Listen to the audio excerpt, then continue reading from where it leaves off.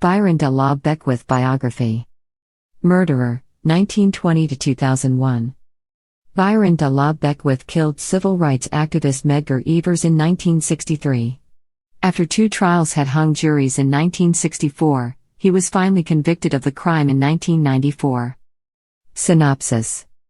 Born in California in 1920, Byron De La Beckwith grew up in Mississippi.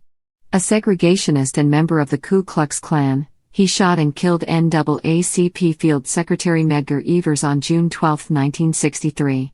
Though he was arrested for the crime, 2 all-white juries could not reach a verdict in 1964. Beckwith was finally convicted of the murder in 1994.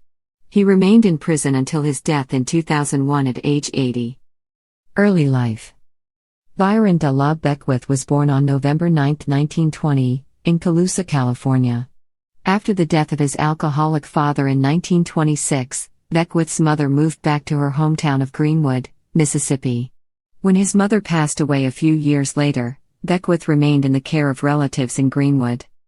After unsuccessful stints in college, Beckwith joined the Marines during World War II, receiving a Purple Heart for his service. He married in 1945 and had a son in 1946. Back in Greenwood, Beckwith became a member of the Ku Klux Klan and the Segregationist Citizens Council, a group that had been formed after the ruling in 1954's Brown v. Board of Education. Killing of Medgar Evers. For a white supremacist like Beckwith, Medgar Evers was the embodiment of his worst fears. Working in Mississippi as the field secretary for the National Association for the Advancement of Colored People, Evers was a prominent spokesman for the civil rights movement and its demands for racial equality. Despite being subjected to threats and attacks, Evers and his family remained in Jackson, Mississippi. Early in the morning on June 12, 1963, Evers was getting out of his car at his home when he was shot in the back. He died soon afterward. Mississippi was a hotbed of conflict between segregationists and civil rights activists, but the killing drew particular attention.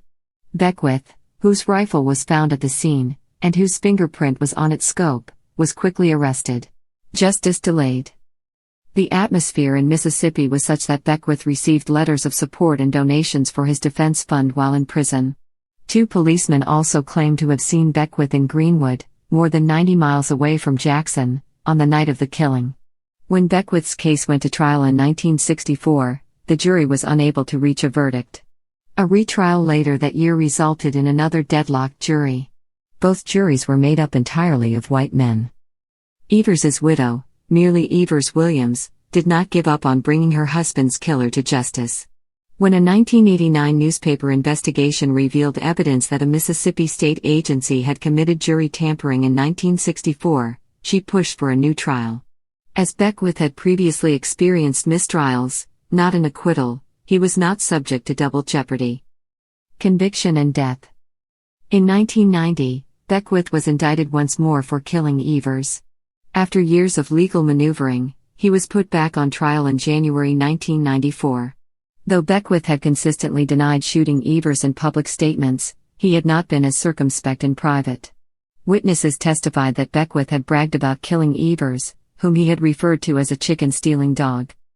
On February 5, 1994, Beckwith was convicted of Evers's murder. He received a life sentence.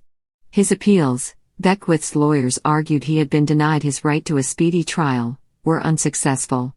Beckwith remained in prison until he died at Jackson's University Medical Center on January 21, 2001.